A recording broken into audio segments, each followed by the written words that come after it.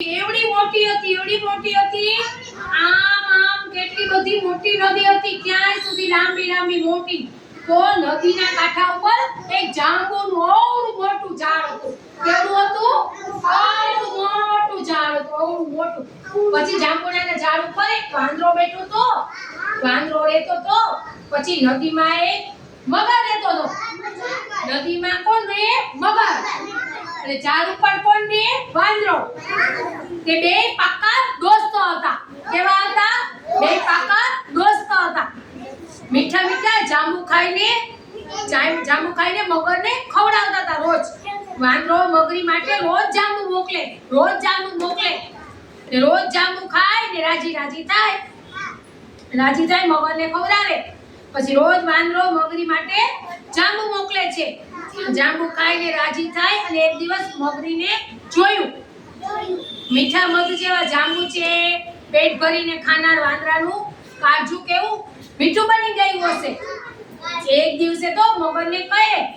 વાંદરાનું કાળજું જોઈએ આપણે મગર કહે ગાંડી થઈ દોસ્તાનું કાળજું ખવાતું હશે મગરીબાઈ તો રિસાઈ ગયા વાંદરાનું કાળજું લાવો પછી નહીં લાવો તો હું નહીં બોલું મગરીને તો વાત સાંભળી અને મગરભાઈ તો મૂંઝાઈ ગયા કેમ મૂંઝાઈ ગયા આમ તે ગયા વાંદરાભાઈ પાસે ગયા વાંદરાભાઈ તો એક વધામણી કરી જમાવાનું નોતરું આપ્યું તારી ભાભી રાહ જોવે છે વાંદરો કહે મગરભાઈ આવું તો કઈ ખરા આવડતું નથી ઊંડા પાણીમાં હું સી રીતે આવું મગર કહે મારી પીઠ ઉપર બેસો તારી ભાભી પાસે લઈ જાઓ તો વાંદરો તો મગરની પીઠ ઉપર બેસી ગયો મગર તરતો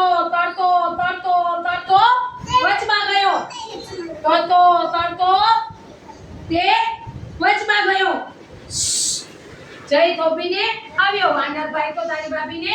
કાળજું ઠાડીને આવું છે તો મગર જતો હતો તે મગરભાઈ તો પહેલા કેવું પડ્યું કે કાળજું તો હું ઝાડ ઉપર મૂકીને આવ્યો ચાલો કિનારે હું મગરભાઈની મને પહેલા કેવું તો કાળજું તો હું ઝાડ ઉપર મૂકીને આવ્યો ચાલો કિનારે હું આપણે ઝાડ ઉપરથી કાળજું લઈને આવી અને ભાભી પાસે જઈએ વાંદરાભાઈ પાકા હતા અને મગરભાઈ પાકા હતા દોસ્તો મગર વાંદરાને લઈને કિનારે ગયો કિનારે આવતા વાંદરાએ મગરની પીઠ ઉપર કૂદકો મારીને ઝાડ ઉપર ચડી ગયો મગરને મૂર્ખ કહે મૂર્ખ કાળજું ક્યાં ગયું ઝાડ ઉપર રખાતું હશે તારી મને દોસ્તી પૂરી થઈ ગઈ જીવ બચતા વાંદરો હૂપ કરતા ખુશ થઈ ગયો વાંદરાભાઈ બચી ગયા અને મગરભાઈ ચાલ્યા ગયા વાંદરો એકદમ ચતુર કાગડો હતો વાંદરો કેવો હતો ચતુર હતો